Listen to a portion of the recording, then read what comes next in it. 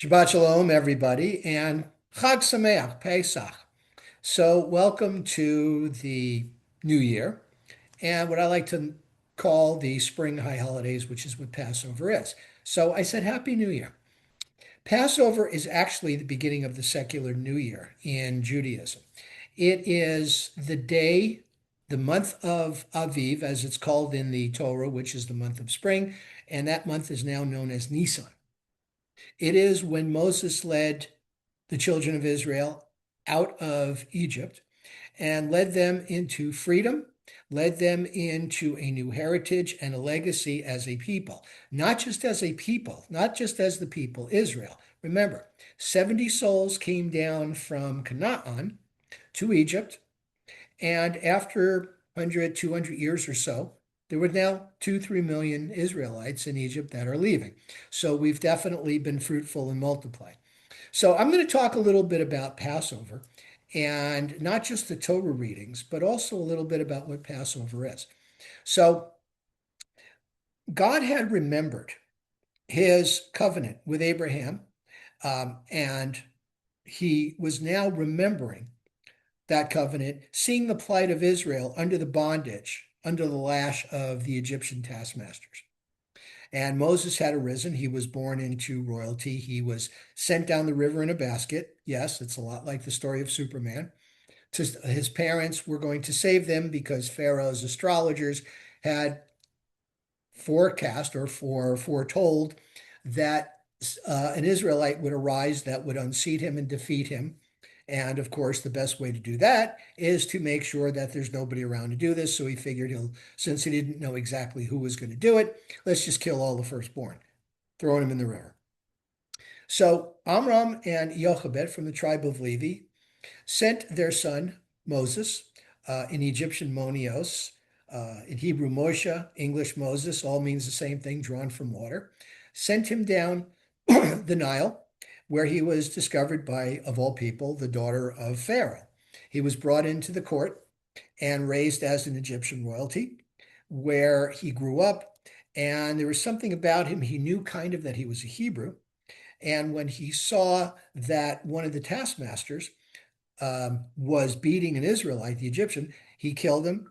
And as a result, he was now a fugitive. He's on the run, ended up in Midian in the house of Jethro, who was a Midianite priest, married his oldest daughter, Zipporah, and lived a very comfortable life as a shepherd. Moses was on the mountain one day chasing down a sheep, and he saw the burning bush, a bush that was burning and yet not consumed. It was God saying, "This is a holy place. I'm remembering my covenant with the Israelites, and I want you to go back to Egypt and save them." Moses goes back and challenges Pharaoh to let the people go. Pharaoh says, "I know not of your God," which he really kind of didn't because Judaism was kind of a new religion back then. And God sends the 10 plagues, the last being the killing of the firstborn. Pharaoh finally releases Israel. They leave. Pharaoh has a change of heart, chases after him with his special forces, his charioteers. Um, they get stuck on the Sea of Reeds. God opens it up, hardens the ground. Israel goes through in safety. When when the Egyptian charioteers try to follow him, closes the sea over him, drowns him, and this is a new day of freedom. The Passover feast, the Passover holiday is done for 7 days. Seven is a number of completion. And in the Torah, when we are starting our new religion, our new legacy, and the Levites and the Kohanim, Aaron's sons, are being ordained as priests, it is a 7 day ritual, 7 day completion, right? 7 days is the Sabbath. Okay, 7 weeks is Shavuot, 7 years is the Shemitah year of release, when we let the ground rest, etc. So the Passover readings are done in that vein. The first reading is from Exodus, and it is the institution of the Pesach festival. Moses tells the people that you are going to slaughter a lamb or a goat or a ram, and you're going to eat it. You're going to have a feast. If there's too much for your family, if your family's small, invite your neighbors to come in and feast with you. Don't leave anything over for the next day, called notar. Take the blood, take the hyssop plant, dab it on the lintel, because God is sending the destroyer to do to the Egyptians what they did to us, to kill the firstborn. Pharaoh was stubborn. He would not let us go, didn't want to look bad in front of his people. So God sends the 10 plagues. The last one is, okay, you asked for it, killing of the firstborn. Not a single household was without a death.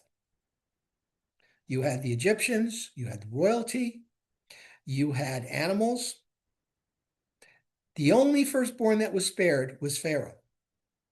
And this particular Torah portion talks about Moses telling the people, giving them those instructions. You will bake the bread quickly so that it doesn't have time to rise, because you're going to be leaving. You're going to gird your loins, which means you put the belt on, you get your stuff ready in the morning in front of everybody in broad daylight. We are going to leave with our heads held high. So that's the first day of Passover. Second day, and the first 2 days are pretty important. Now, in Israel, it's only 7 days. Out here in the diaspora, outside of Israel, it's 8 days. And the reason it's 8 days is because the first day was extended.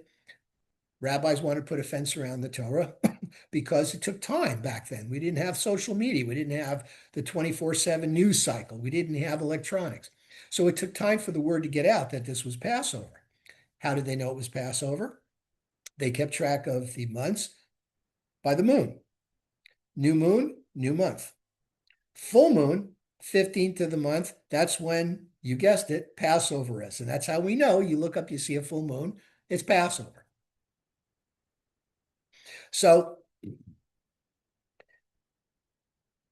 the next day, Passover 2, and out here in the diaspora, our Torah reading is about the holidays. And the reason why it's about the holidays and the festivals, specifically it's about Shabbat, Rosh Hashanah, Yom Kippur, the New Year, the spiritual New Year, and the Day of Atonement, and of course the 3 pilgrimage festivals, pilgrimages, because that's when Israel would travel to Jerusalem from around Israel, from around the country, and they'd observe these festivals. Passover, of course, is the first one. Then Shavuot, 50 days later, it's when we receive the Torah. And then Sukkot, which is the Jewish Thanksgiving at the end, around fall. When it's the end of the harvest, it's the Jewish Thanksgiving, like I said. And that's the second day. Now, there are other readings during each day of Passover. Passover has 5 aliyot. 5 people come up and there's 5 readings. Unless Passover coincides with Shabbat, then of course, then that passage is divided into 7 readings instead of 5. Then you have the last 2 days are very important too, the 7th and the 8th day. The 7th day of Passover is splitting of the sea. When Israel came and God split the sea, we passed through and there was the song of the sea.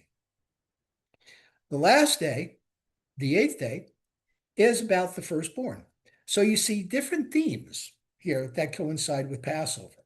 We have the 7th day, which is the Song of the Sea, which when we were first released from bondage, and the Egyptians were completely defeated now. And the 8th day, which is about the firstborn, because God saved the firstborn. So being firstborn, myself too, when a male is born, they have to redeem that firstborn from the priest. You go to the priest, you give him some money, and I get to take my kid home. That's the redemption, because God saved us. We're also supposed to fast on the day before Passover until you do a study, you do a Torah study, or you do a Talmud study, and then the fast is done. And why do we fast? Because we're thankful to God for sparing us. So we then go through our Seder. And why do we do a Seder? Because it's commanded in the Torah. You shall tell your children. So the rabbis put together the Haggadah from the word Agadah, which means to tell. Seder means order.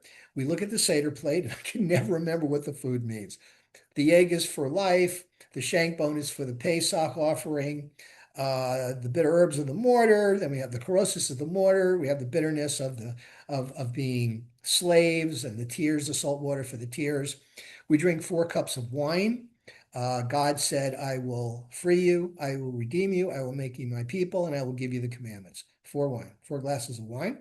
When we go through the Seder, recounting the story and eating non-leavened products, we go through a lot of this. We tell this story. And this way we remember by actually kind of vicariously being a part of it. So that's your Torah reading. That's the story of Passover, and that's the Seder. And yes, the one thing we do too when we recount the plagues, we dip our finger in the wine and we put a little dash on the plate because we're taking wine away because we don't want to enjoy the fullness of the wine because people died.